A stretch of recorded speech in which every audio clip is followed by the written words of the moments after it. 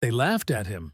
Right there in front of his own neighbors, the HOA president held up the notice like a trophy, reading out every so-called violation: the broken fence, the chipped paint, even the way his grass looked. People chuckled. Some even clapped. And as he stood there, humiliated, silent, with his head down, they thought they had won. But what no one realized that night was that this quiet man was already planning a revenge so perfect it would shake the entire neighborhood. Mark was a war veteran, a man who had given everything for his country.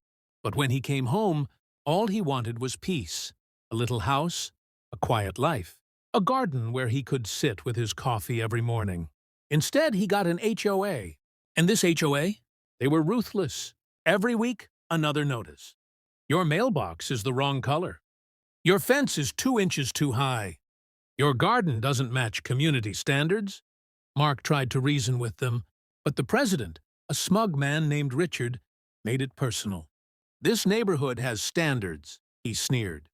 And then, in the middle of a community meeting, Richard embarrassed him in front of everyone, calling him lazy, careless, unfit to live there.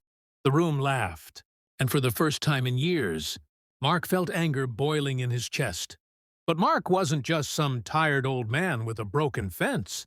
He was a soldier, a strategist, and if Richard wanted a war, he was about to get one. Mark didn't shout. He didn't fight back in meetings. He stayed quiet, nodding, pretending to accept every humiliation. But behind the scenes, he was digging, researching, reading every single bylaw in the HOA handbook. He learned their weaknesses, every rule they broke themselves, every misuse of funds, every shady deal Richard had signed. Weeks turned into months. Neighbors thought he had given up, but Mark was preparing his strike. And then, at the next community meeting, Mark walked in carrying a single folder. No anger, no shouting, just quiet confidence. When Richard started mocking him again, Mark simply stood up and began to read, line by line, violation by violation. The HOA board, breaking their own rules. Richard, pocketing money from community fees. Proof, receipts, dates. The room went silent, and this time nobody was laughing. Richard's smug smile vanished. The neighbors who once laughed at Mark were now glaring at the president. And Mark? He just stood there, calm, as if he had been waiting for this moment all along.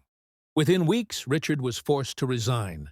The HOA board collapsed under the weight of scandal. And Mark? Not only did he clear his name, the neighborhood voted him in as the new president. The man they humiliated now ran the very system that tried to destroy him. And his first order of business?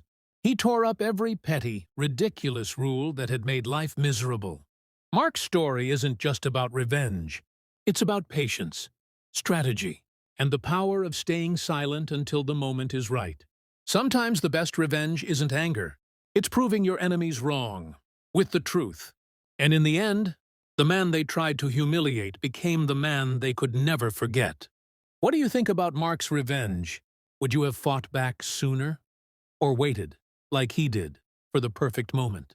Tell us in the comments below, and subscribe for more true life stories filled with suspense, justice, and unexpected twists.